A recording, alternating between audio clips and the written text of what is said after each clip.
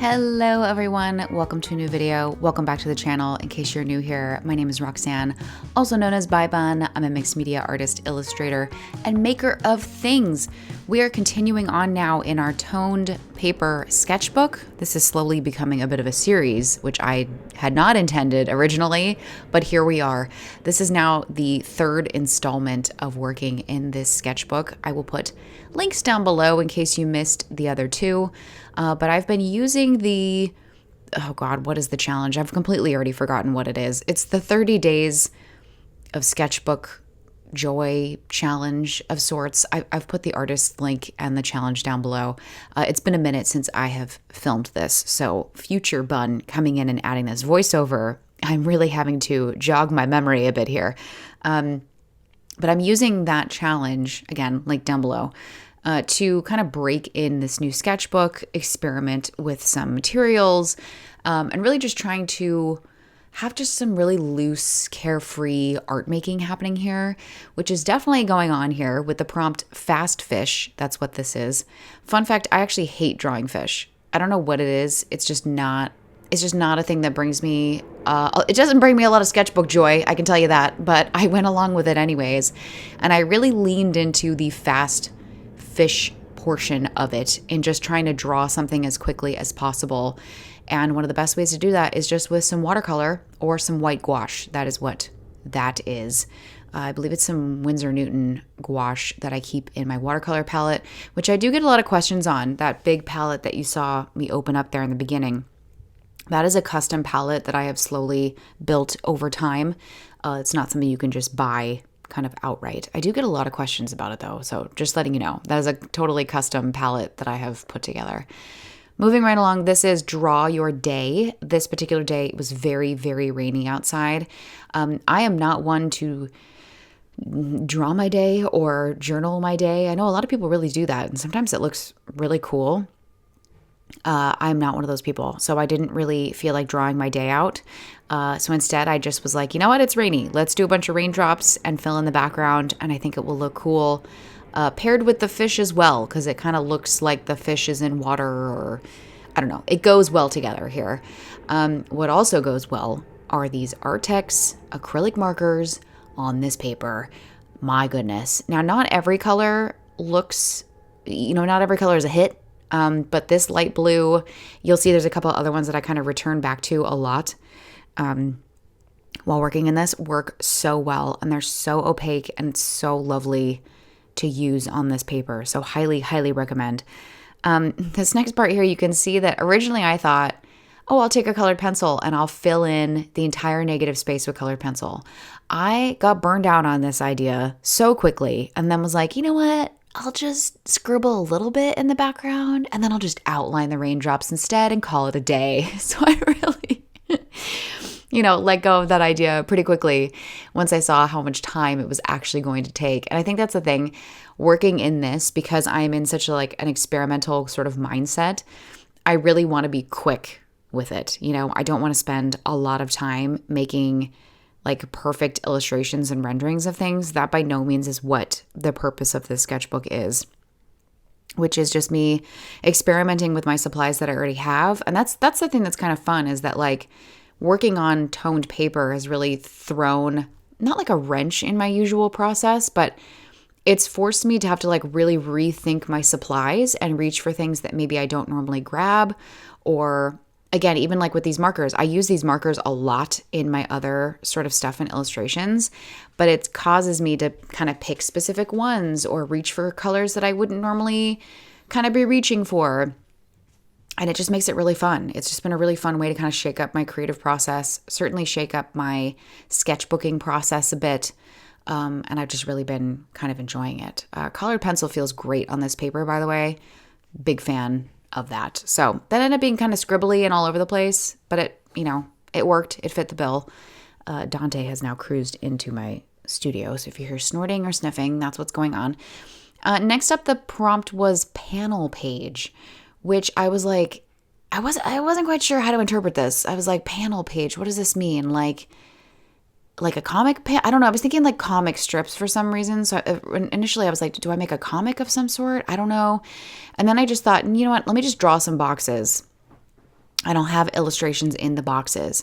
And then I started doing this sort of like overlapping vibe here, where not only are the panels sort of overlapping, or my boxes, but then the illustrations themselves is kind of overlapping. So you see I kind of made 3 different boxes there using a Post-it note to create my shape.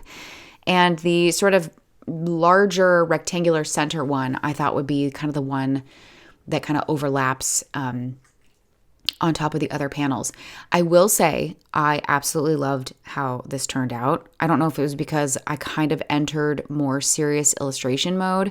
This is probably, of everything that I've done in this sketchbook thus far, the most detailed thing that I have worked on, the thing that I've spent the most time on.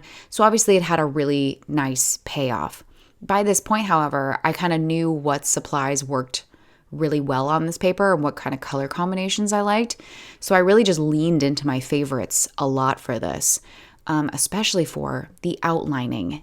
If you are new to my work or new to what I do, this right here is my favorite place to be, where I have an illustration fully sketched out, I have an idea planned out, my sketch is down, I've lightened my lines, and then I'm just taking a brush pen and detailing it to smithereens.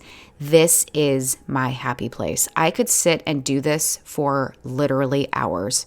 It just brings me a lot of joy, like outlining and then coming in and adding a lot of details on top. It is my absolute favorite thing of all time. Something else you'll see with this is that I did make some conscious decisions of what would be color and what would just be toned paper, which was also kind of fun, was really letting the paper kind of do its job and shine, which I thought was a lot of fun. This particular brush pen that I'm using also, by the way, is the Pentel Pocket Brush Pen, which I have grown to love. This was a pen that I did not like many years ago. Actually, I complained a lot about it because I thought it was too juicy. It is a juicy pen, I will say that. But if you have really good hand control and you really want something that mimics that of a paintbrush sort of dipped in ink, this is the pen for you. Also, the body of the pen feels really nice in the hand. So it's nice for sort of long outlining sessions like this, or longer sketchbook sessions where I have this pen, in my hand for long periods of time. Which, look, that is something to consider, is like, how does this thing feel in my hand, as I'm sort of working. Oh my gosh, even just watching myself do this back brings me a lot of joy. Like, I immediately want to go get a black pen and just start outlining things because it just makes me really happy. I don't know what it is. It's just something that I've always really enjoyed doing. And I think it's also like really therapeutic to just, at this point, I don't really have to use my brain that much, minus like little decisions of where I'm putting sort of detail lines, but it's nothing like sketching, right? I'm not having to like problem solve my drawing or like figure out scale and where things are going and composition, whatnot. I'm just outlining and then adding all those fun little details. I just love it so much. Coming up, you're going to see me do a couple more prompts. There's one that was focused on texture, which, not gonna lie, I totally phoned it in, and I just grabbed some oil pastels and scribbled with oil pastels on the page and was like, yep, this is good. I'm done with this. But mainly because I wanted to see what oil pastel looked like on this paper and how well it would hold up. I did end up liking it. I see more experimenting with it in the future. I don't know. The other prompt and the last one that you'll see me do is butterflies, and I had this really silly, kooky idea of making butterflies out of ribbons, like bugs and stuff made out of bows. I don't know. Sometimes I get weird ideas like this for things.